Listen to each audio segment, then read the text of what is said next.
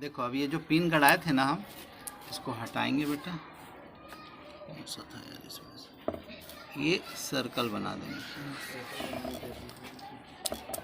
और इसको हटा दिया। अब सर्वप्रथम ये जो दो पिन जो गड़े थे ना, इसको लेकर आयताकार गुटके के पृष्ठ पर ले जाएंगे और ये हो जाएगा यहाँ से ऐसा, इस तरीके से। तो आपको दिख ही रहा होगा, विचलन दिख रहा है कि नहीं? Yes sir. तो जितना सघन रहेगा माध्यम, विचलन उतना ज़्यादा होगा, है। तो ये विचलन हमको दिखाई पड़ा। अब कुछ नहीं करना है हमको, एक ड्राइंग जो गड़ा है इसमें, तो एक डिवाइडर लेंगे और डिवाइडर पर लगाई हुआ है ये जहाँ पर केंद्र था, इतना बड़ा वृत्त खींचेंगे बेटा कि ये इसके बाहर मत जाए, हैं। साइड से देंगे, साइड से, ये बाहर मत जाए, इस तरीके से, ठीक है। ये खींच दिया। अब क्या करना है, ये लंब डालना, आपतित किरण से लंब डालना। ये हमने लंब डाल दिया, ठीक है। और ये परावर्तित किरण से लंब डालेंगे। ये देखिए, ये वाला जो रेखा है ना, ये बिंदु है ना, जो वृत्त में टकरा रहे, वहाँ पे ऐसा स्केल रखेंगे, सीधा टेढ़ा नहीं रखना भैया, ऐसा वो तो पृष्ठ हो जाएगा, पृष्ठीय रेखा हो जाएगी। इस तरीके से हमने रखा और इस तरीके से लंब डाला। दिख रहा है लंब? तो आपका जैसे नाम है इसमें, जो आपके कॉपी में उसके नाम, मैं अभी AB और CD ले रहा हूँ, AB और CD, आपके में कुछ और नाम होगा, आप उस नाम को लीजिएगा। तो यहाँ पर अपवर्तनांक म्यू से रिप्रेजेंट करते हैं, AB/CD लंबाई। तो देखो, स्केल की सहायता से हम AB की लंबाई को नाप रहे हैं। लंबाई नापा तो पाया लगभग 1.1। कितना पाया? 1.1। और इसको जब हमने नापा तो हमने पाया 0.7।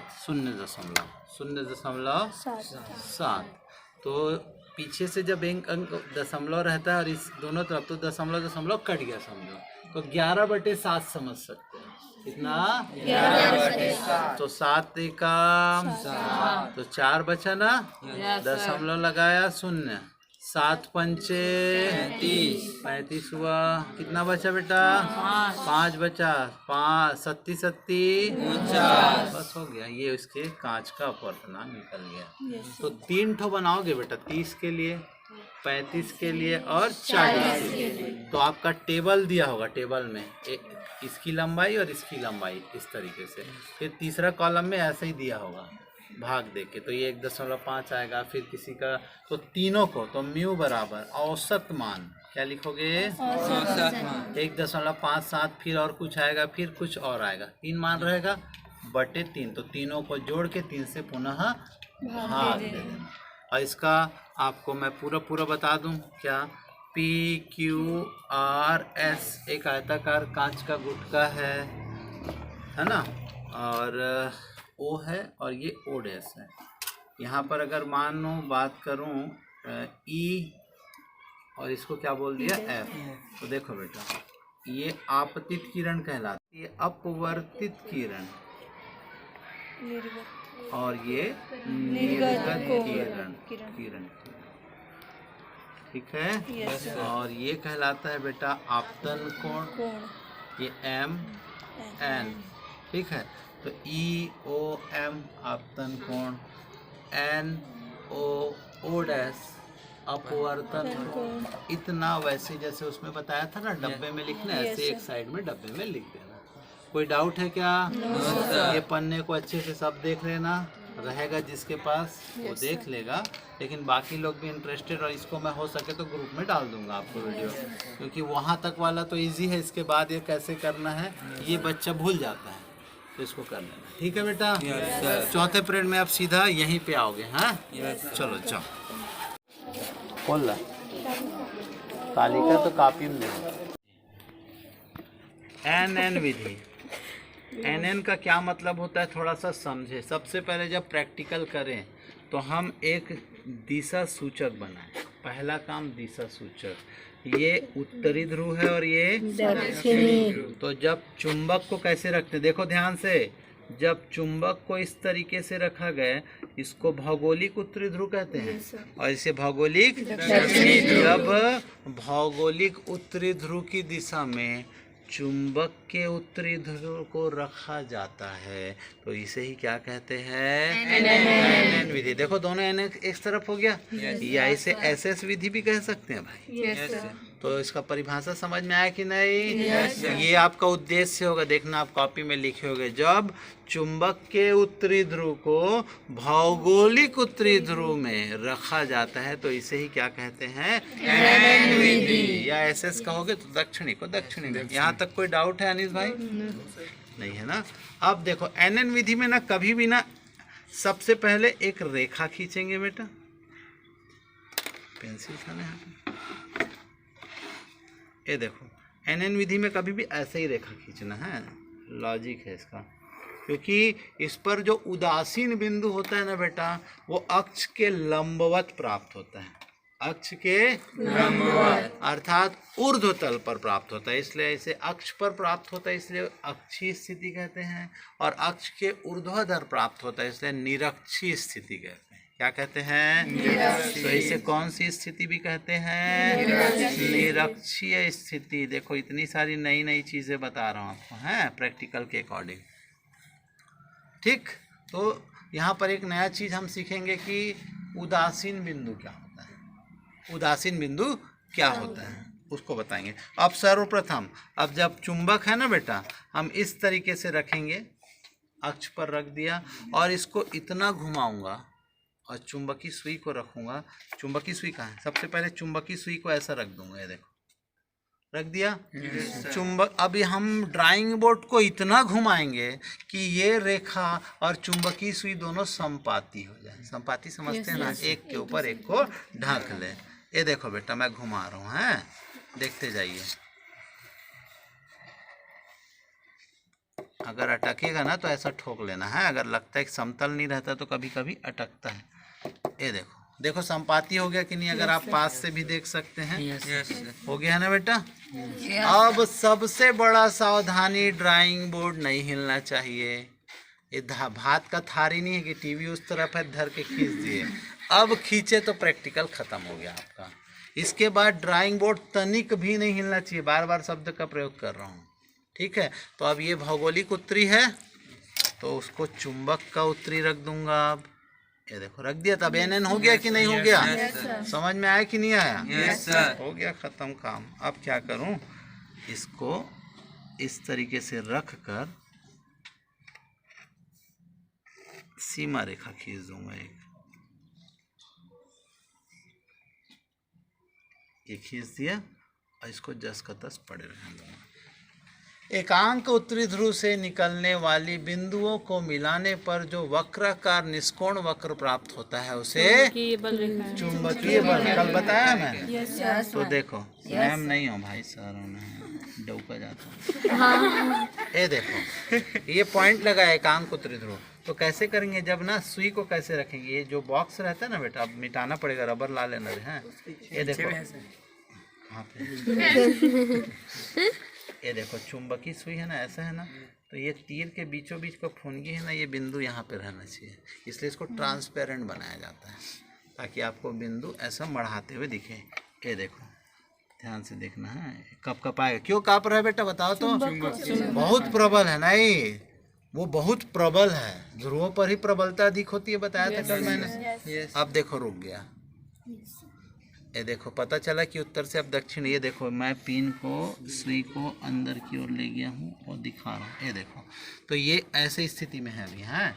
तो जैसे ये पिन का जो दिशा दिख रहा है ना बेटा, जहाँ पे दिखेगा वहाँ पर हमको टिप लगा देना है। ये सुई जिधर दिशा दिखा रही है ना, उधर हमको चलना है। क्लियर हुआ क्या?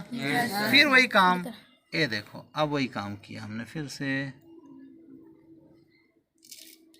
ये बाहर से भी कर सकते हैं और अंदर से भी कर सकते हैं। ये देखो जहाँ जहाँ जाएगा जाने दो, है उसको।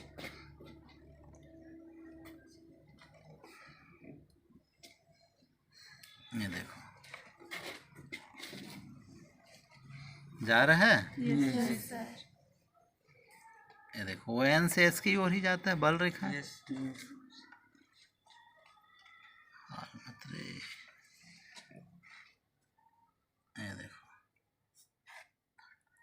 क्यों? क्योंकि प्रबलता बहुत ज़्यादा है। तो पता चल गया को हमने जिसको परिभाषा में पढ़ा था उसको लीगल देख लिए है। तो देखो एकांक उत्तरी ध्रुव कोण से निकलने वाली बिंदुओं को मिलाने पर जो वक्राकार निष्कोण वक्र प्राप्त होता है उसे क्या कहते हैं बेटा? एन से एस दिशा दिखाना बहुत जरूरी है? ये दिशा दिखा दिया, क्लियर हुआ? और अब इसको सघन किया जाता है। दूसरा बात मैंने कहा था जिसकी जितनी ज्यादा संख्या होगी उसकी तीव्रता भी उतनी अधिक होगी। सेम काम इधर से भी करना है जी। हाँ ये देखो अब इधर रखते बिंदु, ये देखो इधर जाएगा, फिर करोगे इधर जाएगा, करते जितना ज्यादा सघन करोगे उसकी तीव्रता उतनी। अब आपको लगता है दो चीजें सिखाऊंगा। मैंने कहा था कि बल रेखाएं कभी एक दूसरे को प्रतिच्छेद नहीं करते। एक ठो अंदर लेता हूँ रिस्क लेकर, है अंदर से एक बिंदु लेता हूँ ताकि देखो आप भी देखो कि कटता है कि नहीं। कब नहीं कटेगा? जब ये हिलेगा डुलेगा नहीं। भात का थारी मत बना लेना, बार बार बोल रहा हूँ इसको मैं। इसको हिलाया मतलब प्रैक्टिकल खत्म हो गया बेटा। है आप उधर नज़ारा मत लो ना यार, मजा। ये देखो ये देखो, ठीक है? जिधर दिशा दिखा रहा वहाँ दिखाया। ये देखो एकदम बीचों बीच में ही रखा हूँ।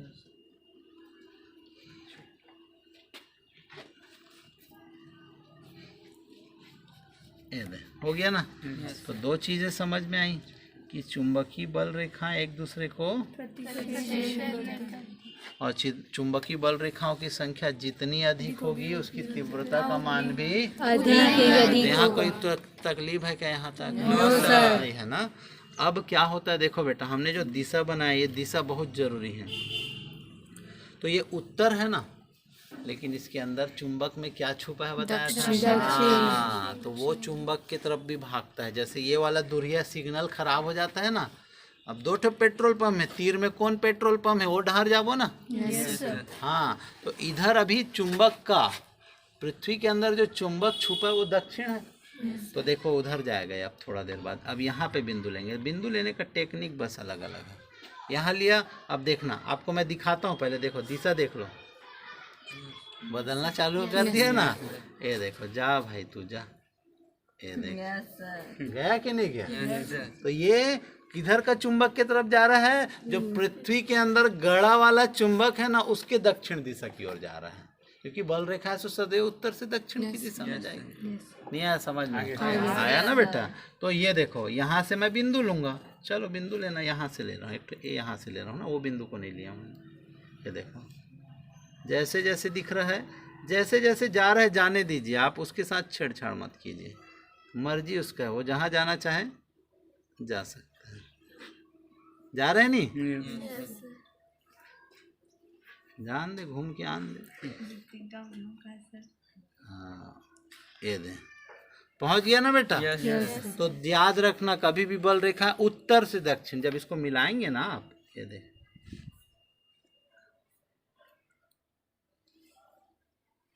ये देख निकला है उत्तर से। वो कहाँ पर? तो पक्का इधर क्या होगा? तो दक्षिण होगा ना बेटा। दक्षिण तो ध्रुव है, लेकिन चुंबक क्या होगा इसका? हाँ, तो यहाँ से किसी के समकक्ष बिंदु लेंगे। देखो समकक्ष। अब यहाँ अंदर खुश रही, ये देख ये देख ये देख। तो एकर चुंबक लेके उत्तर, पृथ्वी के अंदर जो चुंबक घुसा है इधर तो दक्षिण ध्रुव था, तो इधर कौन सा ध्रुव होगा? बल रेखा किधर से किधर? उत्तर से दक्षिण की दिशा में जाता है। तो इसका इधर दक्षिण, भौगोलिक दक्षिण में चुंबक क्या घुसा है?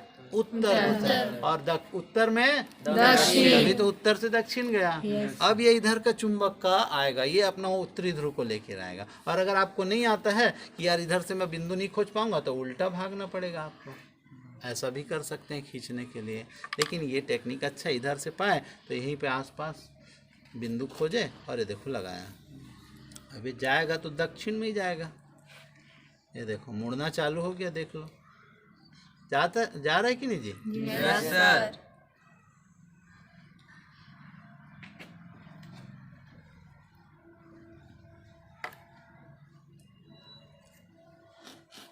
बढ़िया लग रहा है प्रैक्टिकल? Yes sir.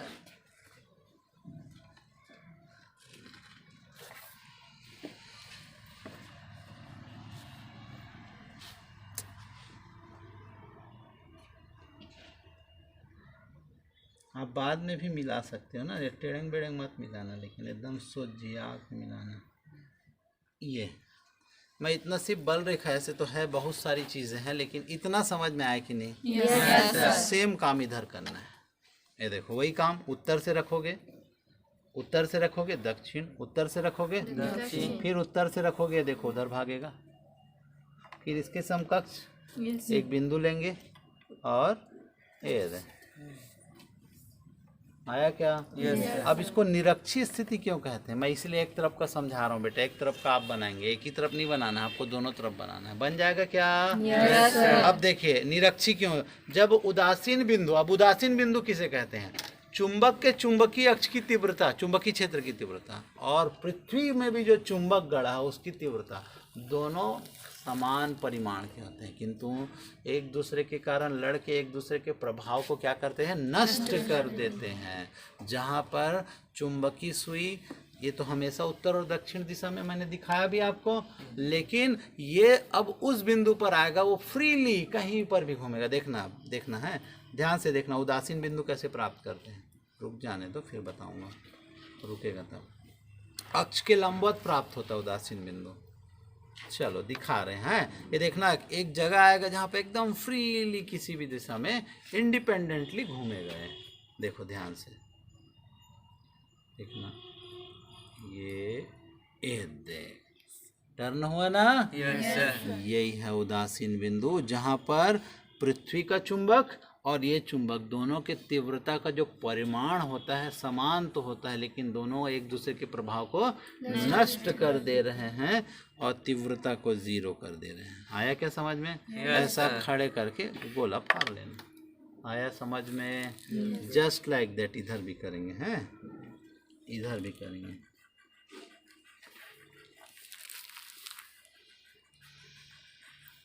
अब देखो इधर भी देख लेते हैं, वही काम दोनों तरफ मिलेगा ना, क्योंकि यही चीज़ तो इधर भी होना है। और चलो देखते हैं, आगे बढ़ जाए। मैं इसको तो खींच के बता ही सकता हूँ। देखना एकदम इंडिपेंडेंटली घूमेगा, कहीं पर भी समझ लेना वो घूमा ना। पेपर छोटा है तो अब मैं क्या कर सकता हूँ? पेपर छोटा रहेगा तो मत खींचना, आधा हिस्सा। हाँ जितना है, अगर ऐसा है ऐसा खींच लीजिए आप। अब बताइए प्रैक्टिकल समझ में आया कि पक्का? कोई डाउट मन में किसी को प्रश्न है जल्दी से पूछ सकता है? No sir. ओके, तो ये इस तरफ भी कर लेंगे हम। पूछ